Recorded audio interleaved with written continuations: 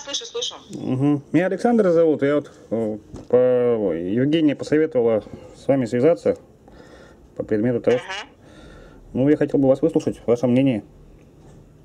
Ага, ну не мнение, я вот как бы могу рассказать, конечно, свою историю. Как раз это связано с нынешним кандидатом на пост мэра, потому что, в принципе, да, я с доброй руки их оказалась, в общем, в нехорошей ситуации. Ну, вы, наверное, знаете, да, что... Ну, я маленько про вас справки навел, да, там у вас была скандальная ситуация с почтой, да? Да. Угу. Вот. Ну и спустя время я думала, что как бы, возможно, кто-то меня выслушает, но что-то как-то меня слушать никто не хочет, поэтому я решила обратиться к вам. Может быть, вы как-то сможете хоть какой-то свет пролить на мою ситуацию, и заодно я буду, конечно, очень рада, если вы сделаете какую-то публикацию. Потому что я считаю, такие люди, вот, которые работали в команде Заболева, они не должны занимать пост мэра. Ну, никак. В общем, я была назначена на 5 дней, 5 рабочих дней исполняющим обязанности директора департамента имущественных отношений.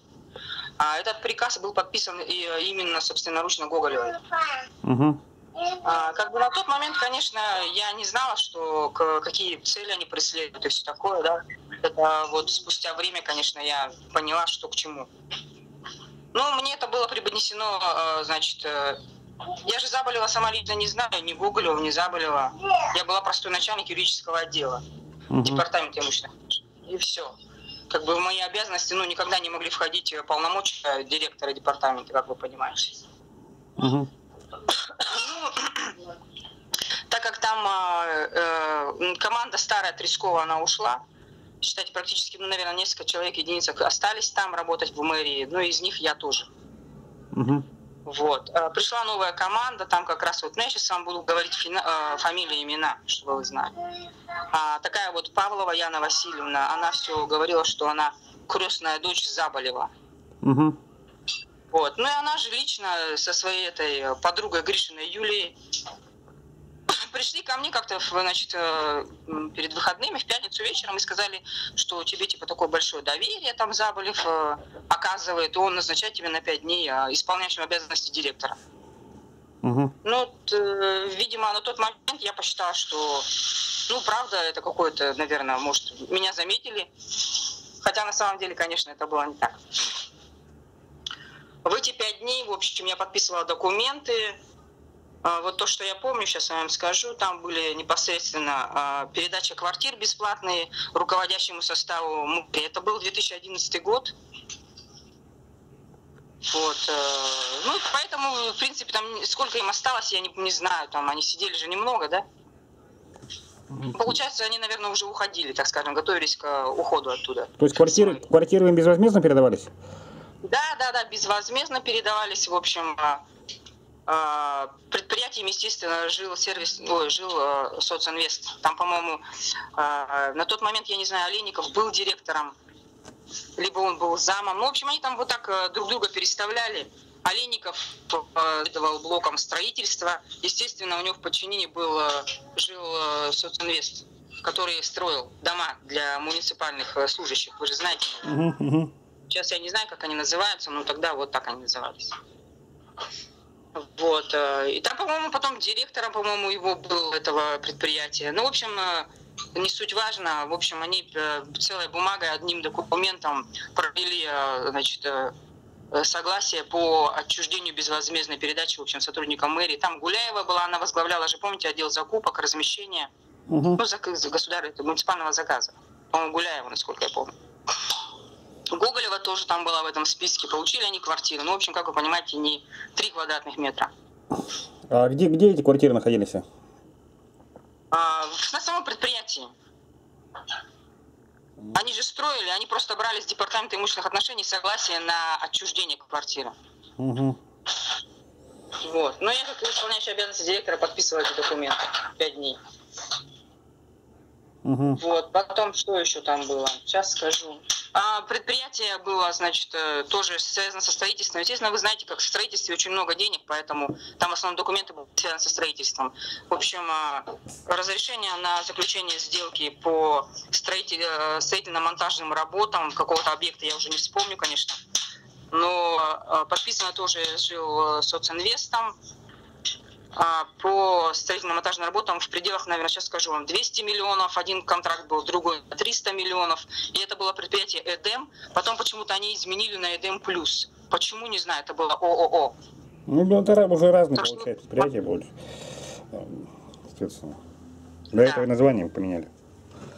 Да. Ну вот видите, они все время меняют. Ну, я думаю, что «Эдем» и «Эдем Плюс», они так и остались. Вот, но я думаю, что строительно-монтажные, естественно, работы никакие не проводились. Вот, да, а деньги просто уводились, да и все из бюджета. Погугливая, что там еще можно быть? Ну, Гоголева, я говорю, что подписала именно на меня, исполняющий обязанности директора. Хотя на самом деле был на тот момент замдиректора на месте, а директор как будто бы поехал на рыбалку на 5 дней. Я не знаю, это правда было, неправда было. Вот я сейчас, конечно... А это вам, получается, потом чем вылилась вся эта ситуация? Вылилось это тем, что появилось вот уголовное дело, которое на самом деле было неоконченным преступлением. Почта России как сидела там в этом помещении, так и сидела. Ни одного дня, в общем, она не потеряла. Документов у Почты России на это помещение никогда не было. Это было в муниципальной собственности. А Почта России пошла потом после этого скандала и сделала, признала иск собственность в свое это помещение. Вот и все. То есть это преступление было раздуто до неимоверного, и причем занималось этим расследованием преступления ФСБ. Никакой не Следственный комитет. Я сколько обращалась в Генпрокуратуру России, ФСБ России даже писала, но никакого ответа вообще абсолютно не было.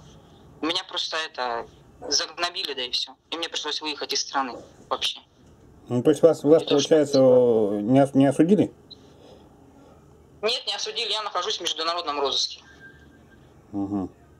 А то, что вот наша беседа сейчас, допустим, в данное время, она могут вопросы же возникнуть, где вы находитесь и прочее. Я же должен на вас сослаться, по идее. Нет, они прекрасно знают. Я, более того, до вас связывалась через знакомого адвоката, причем мне посоветовали, я решила связаться с, как вам сказать, с органами внутренних дел, чтобы все-таки дело как-то сдвинуть с мертвой точки, потому что оно до сих пор не расследуется никем абсолютно.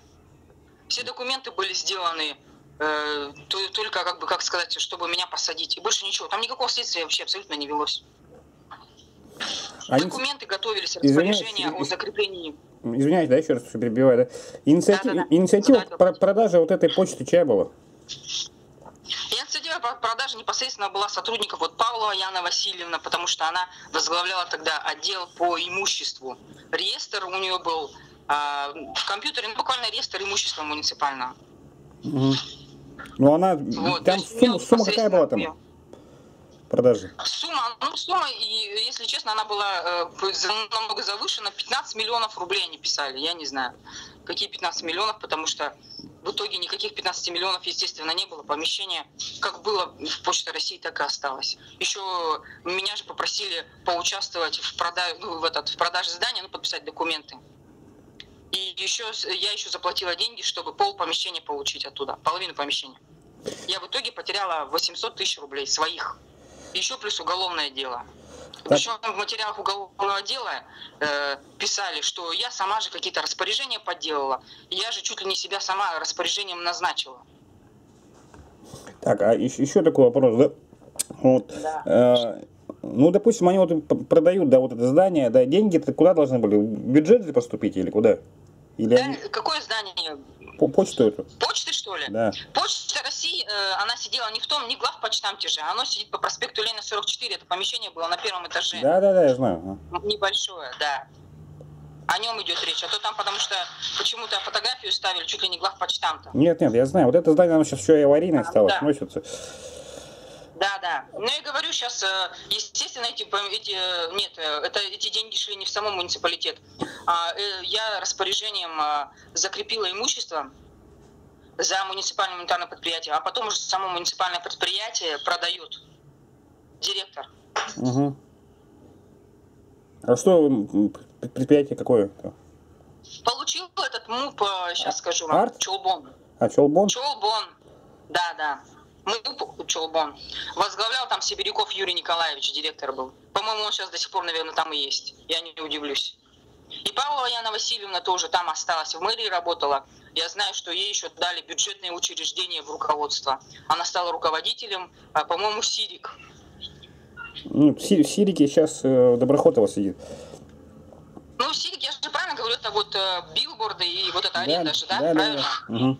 Да. Вот она возглавляла это бюджетное учреждение в период Заболева, по крайней мере, я знаю. Ну, Доброхотова? дальше я не знаю, конечно, как и где. Не. Павлова Яна Васильевна. Потому что как завели уголовное дело на меня начались гонения, естественно, уволили с мэрии со скандалом, в общем. Потом я долго не могла найти работу, наверное, месяца 3. Потом устроилась, точнее, даже устроили через знакомых на работу. Еле душа в теле. Но я поняла, что никто расследовать дело мое не будет, меня просто закроют, и все, я не достучусь никуда. Поэтому я поехала в Москву, подала жалобы, лично отнесла на эту гребаную Лубянку, ФСБ и Генпрокуратуру. И в итоге что я получила? В итоге я получила там ответы, что направили мои жалобы на рассмотрение в Якутск. Зачем? Я написала, что просто-напросто нормальное следствие не ведется. Меня на самом деле только, не знаю, как сказать, там, морально давили и все. Запугивали со всех сторон, не давали ни работать. Вообще абсолютно я ничего не могла делать, если честно. На работе тоже какие-то странные там, в общем, ситуации есть такое. В общем, я поняла, что мне нужно уехать. Аксентьева и Гоголеву вот эту, ну, в смысле, Аксентьева и Гоголеву не опрашивали по данному вопросу? Нет, никто их даже не опрашивал. Вы удивитесь, те документы, кто подготавливал мне эти распоряжения, Павла Яна Васильевна и Гришина Юлия Николаевна, их даже не спросили, несмотря на то, что у них там подписи. Просто когда они меня в это дело закручивали, завертывали, мне Яна Васильевна сказала четко. Я, говорит, крестная дочь, говорит, Заболева лично. Ну, короче, ее родители все время бухают с Заболевым. И Савксень, и она хорошо знает Гоголеву. Вот так, все, я больше ничего не знаю. Угу. И преподнесли мне это как это... В общем, что меня заметили и все такое. Ну, а потом, я так поняла, 5 дней и заварилась вот эта ситуация со мной. Вот и все. Им нужно было просто меня как-то убрать, что ли. Вот. Могу еще рассказать. Вот вы знаете, там у вас есть новый построенный был монастырь в Якутске. Который именно? Который был на Ярославского? Ну, который был на, по-моему, где вот Зеленый Луг дальше вот. Преображенская церковь или монастырь сам? Ну, по-моему, там как монастырь, да? Ну, я точно не помню название. Возле второй школы, да? Там еще, я не знаю насчет школы, но вот там еще большой сделали святого памятник, ну, как сказать. Понял. Ну, Преображенская церковь, это. Угу. Да. Угу. Этот памятник-то еще стоит, нет, там вот святому? Стоит, ага. Вот, я вам просто расскажу одну историю. В общем, это тоже было связано с Авксентьевым из Гоголевой. В общем, этот памятник обошелся городу Якутску 17 миллионов рублей. Угу. Его заключили с каким-то художником, я не помню, по-моему, Федоров у него фамилия была, что ли. Художник, который якобы вот изваял вот эту скульптуру. Угу. На самом деле она была, видимо, привезена из Китая, как я поняла. Маленькие вот эти вот тонкие пластины, которые спаяны друг с другом. В общем, когда ее установили, уже потребовался ремонт, потому что там кусок какой-то отвалился. Она полая, и, естественно, 17 миллионов она не стоит. Угу. Вот. И этот художник в единственном лице получил 17 миллионов. А Аксентьева там какое отношение имеет к этому? Непосредственно вот они давали директору департамента поручение заключить вот эту сделку на, как сказать, как, я не знаю, вот еще сделку, да, позвали. Это была не купля-продажа, это было размещение заказа на создание памятника архитектуры, вот так скажем. Угу. Хотя на самом деле никакой публикации не было, то есть этот человек пошел из ниоткуда и ушел в никуда. Угу. Вот и все. Ну, я не знаю, конечно, откуда он пришел, но, в общем, никаких документов и публикаций не было вообще, размещения заказов не было. Просто Авксентьев дал поручение мне подготовить договор, я его подготовила, но я сразу предупредила, что так и так, что это незаконно, потому что в соответствии с законом о закупках, ну, о размещении заказов, вы должны все это опубликовать и найти, естественно, через сайт и все такое, да? А не так, что сами лично там ищут человека. Ну и все, вот этот, не знаю, договор, по-моему, сначала должен был Аксентьев подписать, но потом он почему-то, видимо, испугался или еще что-то, я не знаю, какая была подоплека, но в итоге, по-моему, писал Машков, директор департамента имущественных отношений на тот момент. Угу. Вот. Так что... Понял. Не знаю, поможет? Не, ну, информация-то интересная. У меня вопрос такой. Сейчас, если я недавно... Что говорите? Да, я недавно связывалась, говорю, как раз просила, ну, помните, я вам сказала через адвоката. В общем, вы знаете, она мне дала телефон человека и сказала, что вот, ну, свяжись, они вроде как могут тебе помочь. Я говорю, ну, хорошо, я связалась. И оказывается, это тот человек, который 7 лет назад проводил у меня обыск. Причем это сотрудники ФСБ. То есть, получается, ну... Да Феликс Антонов? Нормально. А? Про Феликса говорите, Антонову? Или кого? Нет, Хлопков. У меня проводили какие-то обыск в свое время, 7 лет назад, сотрудники ФСБ.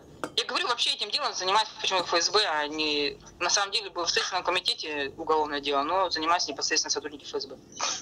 Угу. Я даже жалобу писала в городской суд. Причем прокурор участвовал, знаете, в деле. Не просто прокурор, а по борьбе с экстремизмом и терроризмом. Вот так. Понял. Светлана, у меня вот был вопрос еще один, да, такой вот. Да. Сейчас то есть ваш телефон будет у меня, допустим, требовать кто-либо, да? Как мне в этой ситуации? Да, пожалуйста, вы можете давать, я не против. Если вы мне поможете, как-то опубликуете, я не знаю, потому что в свое время, вот эта публикация, которая была написана вообще, где только я одна, там, если бы эта ситуация хотя бы расследовалась или что-то делалось, я была бы, может быть, и по-другому посмотрела бы на вещи, но так как в настоящее время происходит, меня, конечно, это не устраивает. И любая публикация, конечно, это в моих интересах. Мне нужно эту как-то ситуацию сдвинуть с места. Не, ну сделаем. Мы сейчас не более... Я же видео сейчас веду, да? Запись нашего разговора. Угу. Вы не против, чтобы я ее разместил, да, правильно? Да.